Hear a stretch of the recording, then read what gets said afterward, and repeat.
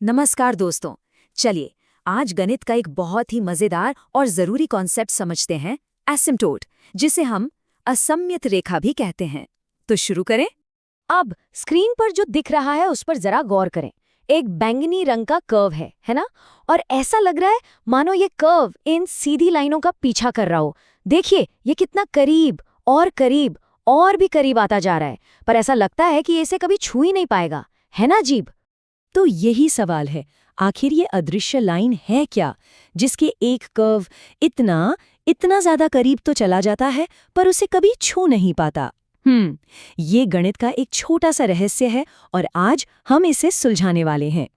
तो चलिए इस रहस्य से पर्दा उठाते हैं और देखते हैं कि ये असममित रेखा यानी एसिम्प्टोट आखिर होता क्या है।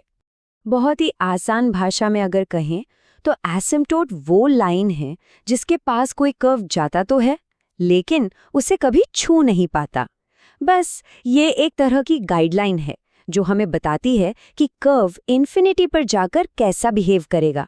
इन तस्वीरों में देखिए, ये बिल्कुल साफ दिख रहा है।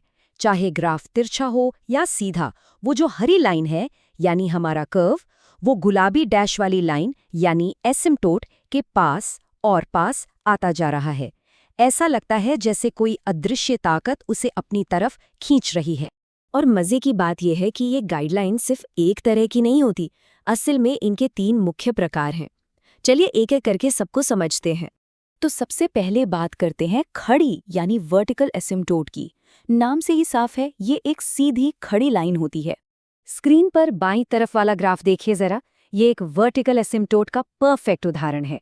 यहाँ देखिए कर्व कैसे अचानक या तो ऊपर इन्फिनिटी की तरफ या नीचे इन्फिनिटी की तरफ भाग रहा है, ठीक है, खड़ी लाइन के साथ साथ। अच्छा, तो ये होता कब है?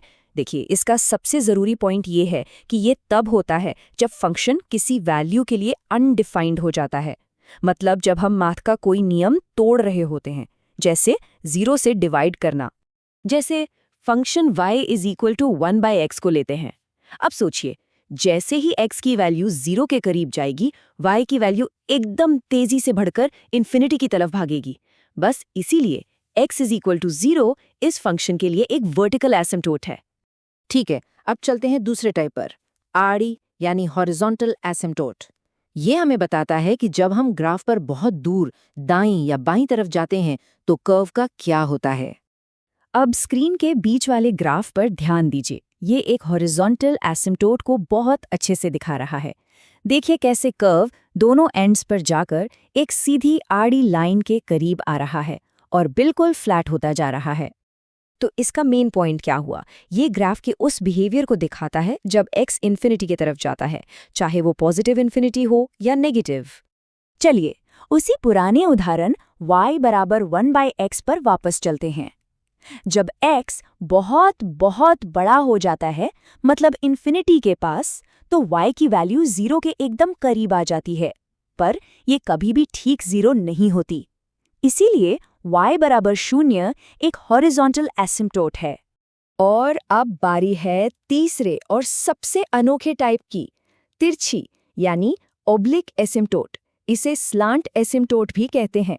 स्क्रीन पर दाईं तरफ वाला ग्राफ देखिए, यहाँ जो गाइडलाइन है वो ना तो खड़ी है और ना ही आड़ी, ये तो तिरछी है और हमारा कर्व दूर जाकर इसी तिरछी लाइन को फॉलो कर रहा है। अच्छा, तो ऐसा होता है जब फंक्शन के न्यूमरेटर मतलब ऊपर वाले हिस्से की पावर डिनोमिनेटर यानी नीचे वाले हिस्से से ठीक 1 ज्यादा हो। इसी वजह से कर्व फ्लैट होने के बजाय एक तिरछी लाइन का पीछा करने लगता है। इसका एक बढ़िया उदाहरण है y = x² + 1/x। इसे जब हम थोड़ा सिंप्लीफाई करते हैं तो ये बन जाता है y = x + 1/x। अब खुद ही सोचिए, जब x बहुत बहुत बड़ा हो जाएगा तो 1/x की वैल्यू तो लगभग 0 हो जाएगी, है ना? तो उस वक्त हमारा कर्व लगभग y = x लाइन जैसा ही तो बिहेव करेगा।